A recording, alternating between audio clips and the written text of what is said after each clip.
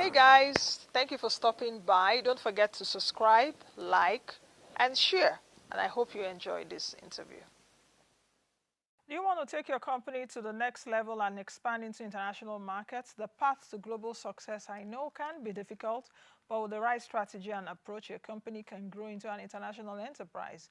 However, the process can also be daunting, particularly for small businesses. International expansion opens up a whole new market of people for your business, be it a product or a service, allowing it to grow significantly. So to ensure a smooth transition, it is critical for you to understand the challenges of international expansion and devise an international strategy ahead of time.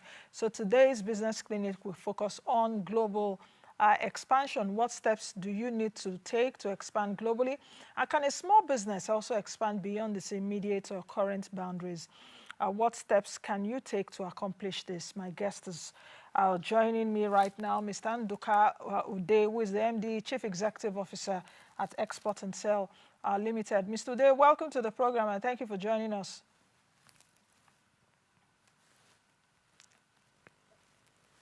Mr. Ude, can you speak again? I didn't get what you said earlier.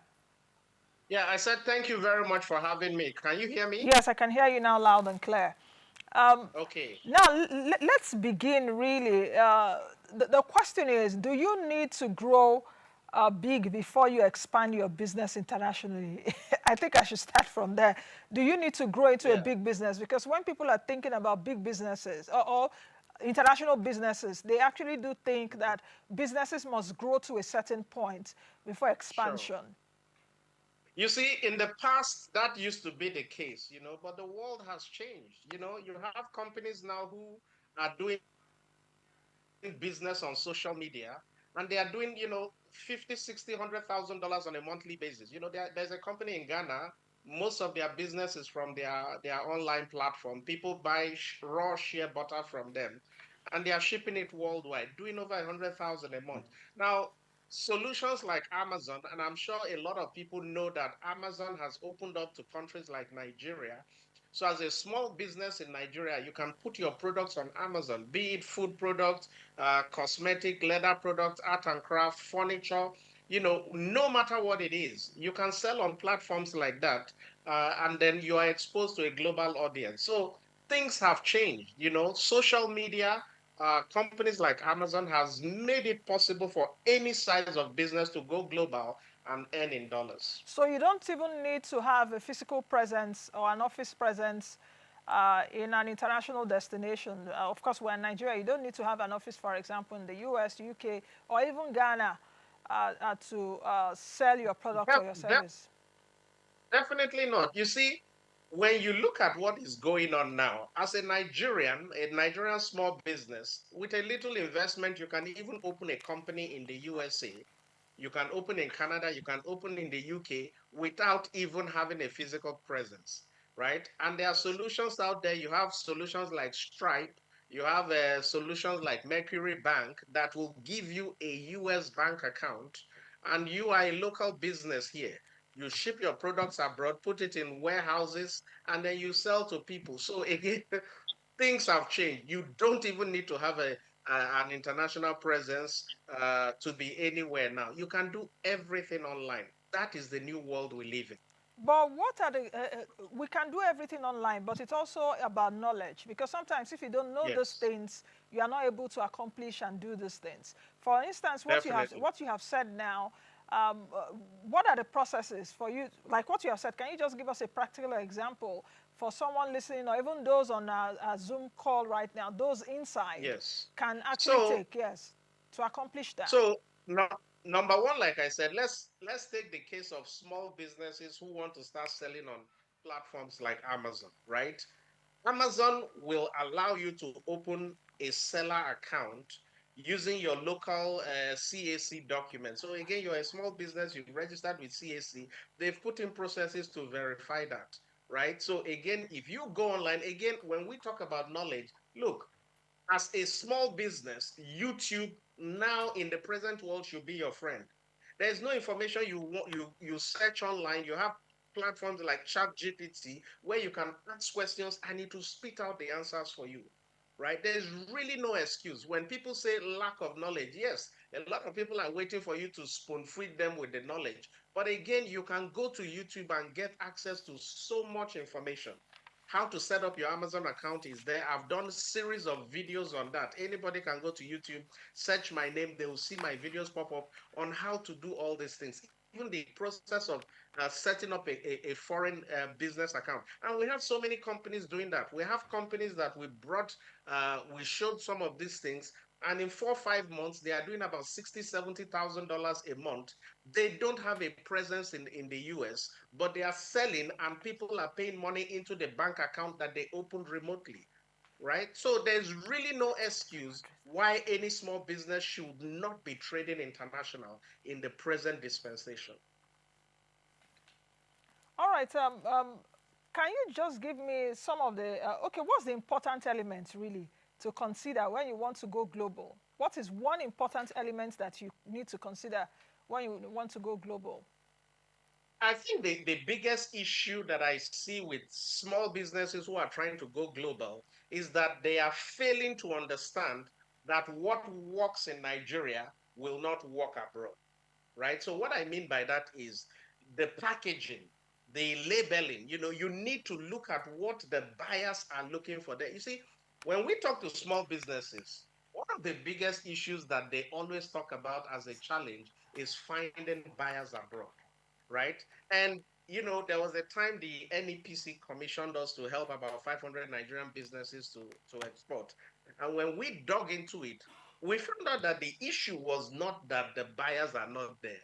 There are tons, thousands of companies, retail stores looking for products, but our products were not meeting the specification that these companies need to have their products online. It was the biggest issue. What? So the number one factor Okay. for a small business to go international is to know that you need to revamp, you need to modify your product to suit the taste and the desires of buyers out there before you even think of going into export. What kind of modification are you talking about? Is it about quality of the product, for example, if they are cashew nuts or whatever it is, Yes. or we already know Yes. we have even problems with our beans, for example, exporting our beans, Exactly. they come back Mhm. with pesticides and all of that. I don't know how far we've gone for that. So what kind of modification are you talking about? Is it in terms of quality? Is it in terms of packaging? Uh, So So, well, just like you mentioned for beans, every country has the level that they expect of, maybe certain chemicals. But again, the key modification we are talking about is you need to understand the rules and regulations of a particular product that you're exporting to a particular place, right? So, for example, if you're exporting food products to the USA, there are key requirements that the FDA, the Food and Drug Administration, in the US and even in Canada will require you to meet in terms of labeling, in terms of packaging, right? But the key thing is the labeling. And then there are some key licenses they are going to want you to have. So again, if you're exporting food, they expect you to have what they call the FDA Food Facility Registration, right? And like you said, knowledge is the key. A lot of these things are easy to get. They are easy, but a lot of people don't know about it, right? So that is probably the biggest challenge that you have, making sure that you understand what is required there and how to meet it. And that is where we help to fill in that knowledge gap for a lot of businesses. so for those that really want to do that now, perhaps they don't even have access to you, as it were, or Yes. to even consultants or professionals that can help them do that. Because when you see these things, sometimes they sound so esoteric and so high flying Yeah. that I can't achieve. What's FDA? FDA is Yes. the NAFDAC uh, Equivalent of, equivalent. Yes, yes, for the yes, US. yes. For Yes. the US and other countries also have theirs. So for people listening now and they want to, be able to do that, because I would also admit that when you go into supermarkets now in Nigeria, Yes. or even Hmm. a few marketplaces, you get to see a lot of made in Nigeria products, as it were. Hmm. And I'm Yes. always so particular about it. Once I see made in Nigeria Yes. products, there's even a made in Nigeria chocolate now. I hope one of these days I'll be able to Yes. bring in the lady here on the show to speak to me about her experiences. I Mm-hmm. get, when I see them on the shelf, I take them. Even our gari now, the way they package it, you'll be like, is it the same gari that I buy with Exactly. mudu and all of that? So those are also Yes. opportunities I see for those business owners to be able to expand beyond perhaps selling in Nigeria, uh, even selling in Ghana and other countries abroad. So what do you have to say about that? So look, the opportunity is huge. When I mean the opportunity is huge, the opportunity is huge. And we're not just talking about food products, right? We need to begin looking outside of what everybody else is trying to export. So let me give an example, right? We had a customer who came to us and he's like, he doesn't know how profitable it is. Palm oil. Yeah. Now you've extracted the palm oil, you've extracted the palm kernel. Now the rough one, the seed, the cover of the palm kernel that you throw away. Do you know that you can even make money from that by converting it into charcoal and selling? So why am I using that example? I'm using it because look, there are so many things out there that people are looking for that a lot of small businesses need to go into. It's not just about selling the palm oil. It's not just about selling Gary. You have so many things out there. Look, when I look at the number of things that Nigerians can sell, it's amazing. I always tell people, if you want to know what to sell, go to a place like Amazon that has so many things.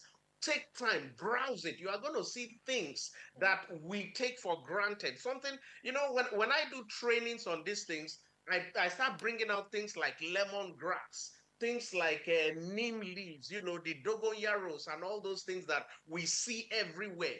These are things that are highly valuable. Soursop leaves, shea butter that I is see there's everywhere. neem You oil now, lemon oil now. Everything has oil. I'll be so like, I'll be like, so all these fruits have oil.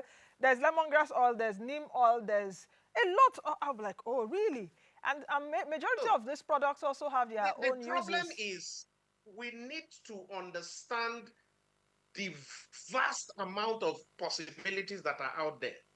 Take Gary, for example. When I do trainings, everybody wants to sell Gary, everybody wants to sell Gary. But you see that the money is not in Gary, the money is in selling cassava flour, right? Because the cassava flour has a broader application out there than the Gary. A lot of baking factories use cassava flour, for so many things. So those are the key things we need to know. We need to be able to go in there, look at what we have, and think again beyond what we typically use it for. Okay, There's so many uses out there for numerous things. okay. I think at this point, let's bring in our insiders now so that they can ask your question. Who goes first? Can we see insiders? We're talking about expanding your business internationally. So we want to go first. You have Mr. Ndukal Uday, who has been speaking to me at least in the last few minutes about going global. Can we take your questions right now? All right, Musude, while we wait for the, okay, I see that John Udo wants to take a question. All right, John, go ahead, please unmute yourself and ask Mr. Day your question.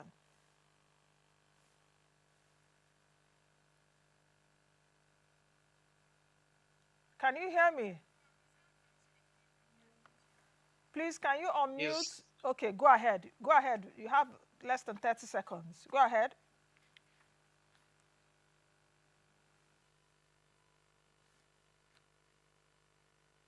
John, I thought I heard you earlier on. Can you ask your question so that we can just enable your videos, enable your video and unmute yourself, please. Time is money. You're on television. Okay. Yes. Go ahead with your question, please. Okay. Can you hear me now? I can Can hear you hear you. me? I can hear you. Go ahead. Okay. Okay. Okay. So my question now is, as a beginner, I want him to explain how do I start the export business. I'm not into export, and I want to know what are the criteria. What do I need to do? How do I start? So that's my question. I think the first question Okay. is that you want to start. You must start with something now. Do you want to start exporting a product or a service? But Mr. Ode, please answer. You can mute your audio now so that Mr. Anduka can come Yes. in. Yes. So you see, just like Mm-hmm. Nancy said, the first step is identify the product that Mm-hmm. you want to export, right? And this is where a lot of people get it wrong. A lot of people think, again, like I said, that the conventional items, gari, palm oil, all those things are the key things, but they are not. You know, in our system, there is what we call product profitability analysis. You cannot go into export if you have not identified a product. And it's not just about identifying a product, it's about identifying a product that is going to be profitable. Now, when you identify that product, there's a system we call PWS system. The P is the preparation. In the preparation stage, you identify the product, you make sure it is profitable, you make sure the labeling and everything is right for the market you are sending it to. And this can be done whether you are a new or an existing person. And in fact, one of the things that we have seen is that it is easier for a new person to go into export than an existing company. And the reason is simple, Okay. because most of the time, existing companies already have products that they are used to. They have the labels, they have the design. So when they want to go into export and you tell them they have to do modifications to these products, they are always reluctant. But if you come in new, you have the capital, you want to go into export, it's easy for you to start afresh, making sure that your product meets where you are going.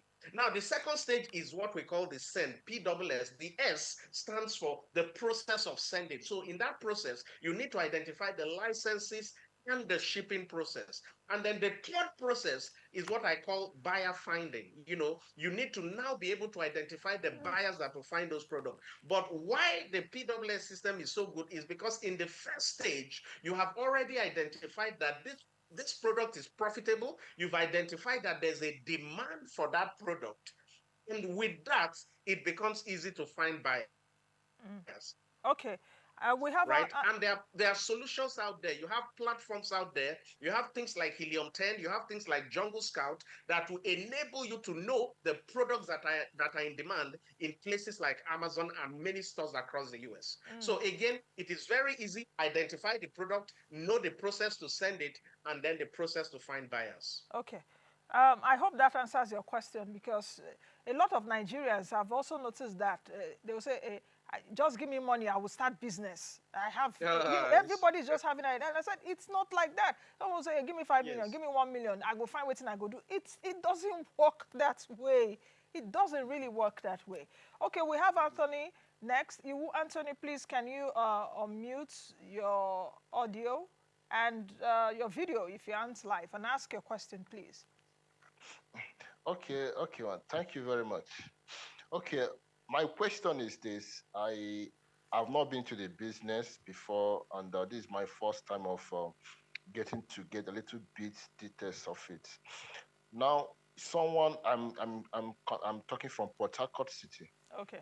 Okay, yes, I want to go into the area of cassava flour. So what he said. So I don't know the steps I can take. Thank you very much. Mr. Day, over to All you. right. So going into cassava flour again,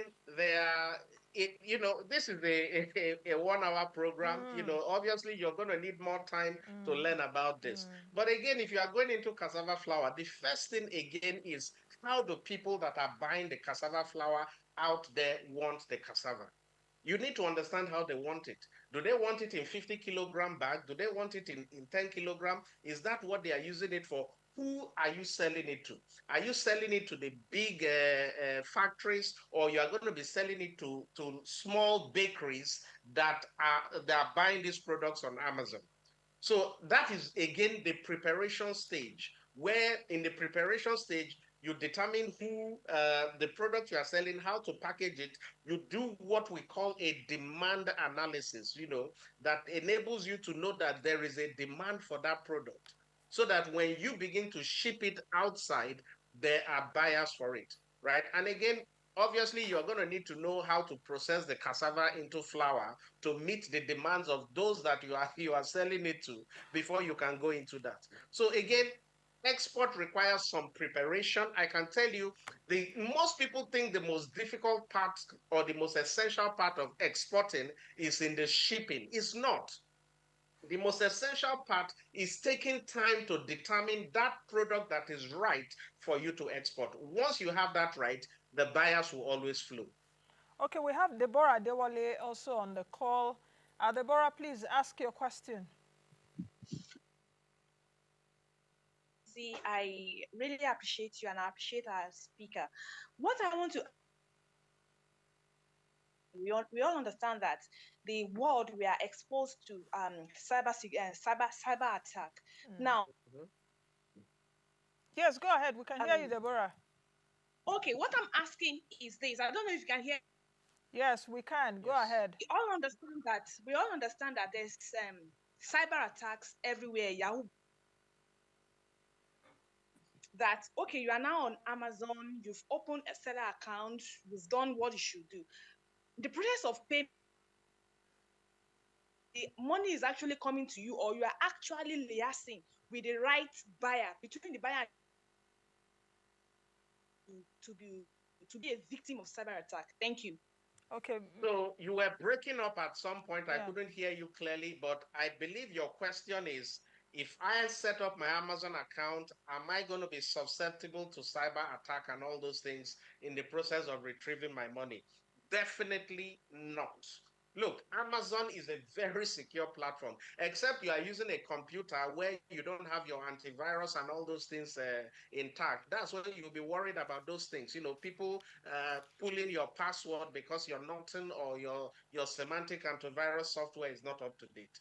Amazon is a very solid platform. You can't hear of cyber attack going on there. And again, when you understand how to sell on a platform like Amazon, you will understand that they have taken measures to prevent all this. When you have your product on Amazon, you don't really do much, right? Because it's there. The platform is there. Buyers are going to flock there, right? Yes, you have to do some things to optimize your product. You have to do some form of advert and all those things. But as they sell, you have your account number that you have put into your Amazon seller account, and Amazon will deposit the funds into that account.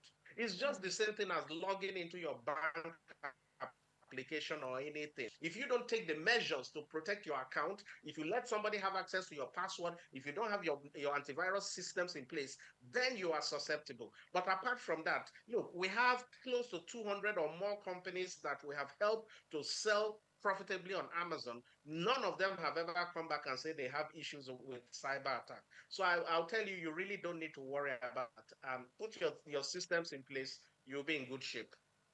How about, okay, let's take this question from Isaiah. Then I have another question for you, Mr. Uday, and I hope there'll be time for that. Isaiah, please come in now with your question.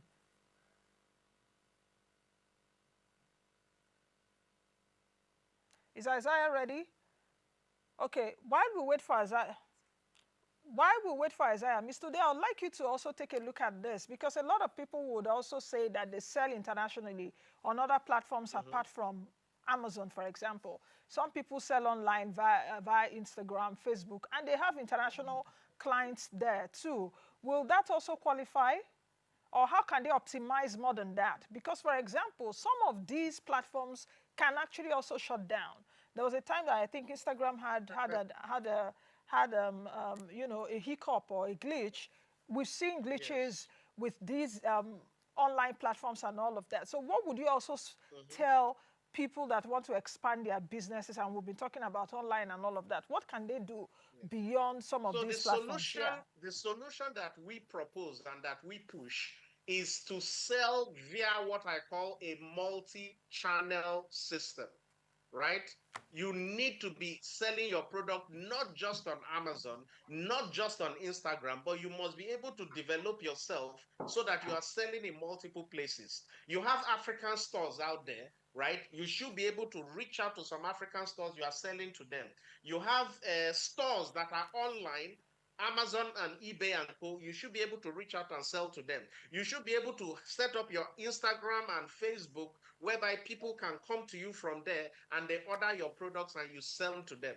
You never keep your eggs in one basket, because we've seen people that have an Amazon account that get shut down, right? So imagine if you've built your business to only sell in one channel and something happens, it's going to affect you heavily, right? So that is my advice to anybody who is concerned about this.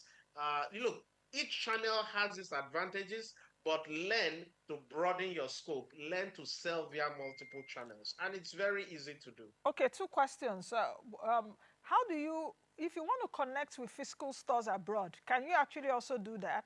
Physical stores Say abroad, it and if you want to connect with physical stores abroad, to be able to have yes, that liaison with them, you know, yes. uh, can you do that? Then secondly, with your experience, what are the categories of products that export fast that you can actually earn good FX with? Can you give me a scope? So the second question was what? The categories of Of products, right? products, yes, that are moving fast, that I can get Yes, export, that I can get FX, yes. yes, very fast. The categories of Beautiful. products, yes. So the first question on how to connect to physical stores is very easy. And like I said, look, we have people who are doing 60, $70,000. They are just selling to 4 African stores, only 4 African stores. We have people who are spending close to 20 million every month just on the shipping. They have connection to multiple African stores. How did they find these African stores? They did their research. They went online. They went to Google.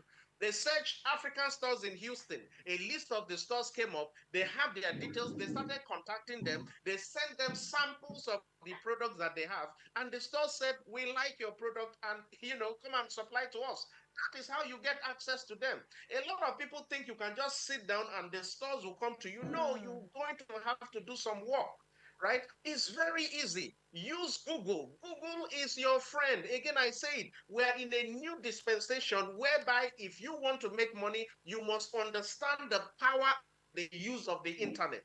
So that Okay. is that. Now, in terms of the categories of products that are doing very well, products that people have to order on a regular basis are the best to sell. What are those products? Food, cosmetics, because people must use these products regularly, right? Now, fashion is good, but again, I will tell you where we see the most success is people who are selling food. And again, it's not just about selling food. You need to understand the type of food to sell. I always tell people that if you want to go into food, you need to look for food products that appeals to the masses, not just products that only Nigerians eat. Because again, you're exporting abroad. You have Asians, you have Mexicans, you have so many people. Look for that product that appeal to many people. Food, cosmetics, shea butter. Everybody in the world uses shea butter. Get your shea butter done right. Push these products, food and cosmetics, they do very well. Okay. Okay. I think because time is not longer our friend, um, um, we just have to end the program today. Today's business clinic is over. It's today, but I'm almost being tempted to say we will have another edition of this. But we're going to speak, of course, after, because like you said, 1 hour isn't enough. This is really a master class, which we do here once a month on the show. Of course, Moneyline with Nancy is Monday to Friday on AIT 11 a.m. to 12 noon, but we've brought out 1 hour every month to be able to cater to these kind of needs. So thank you very much, Mr. Day, for your insights this morning. And thank you for the insiders that joined us. I know there are also other insiders that are there, and I hope that you've been listening and you've taken insights from today's conversation. Thank you all, and all of you too have a happy Easter. Thank All right, and that's the show today. Thank you all for joining us. That's the show today and actually this week. I'll see you all again next week. Be the best you can be and be the change that you want to see. Have a happy Easter, everyone, and cut your coat according to your size. Thank you for watching. In case this is your first time watching us, thank you. Don't forget to subscribe to our YouTube channel, drop your comments as well as like, and most of all, share our content.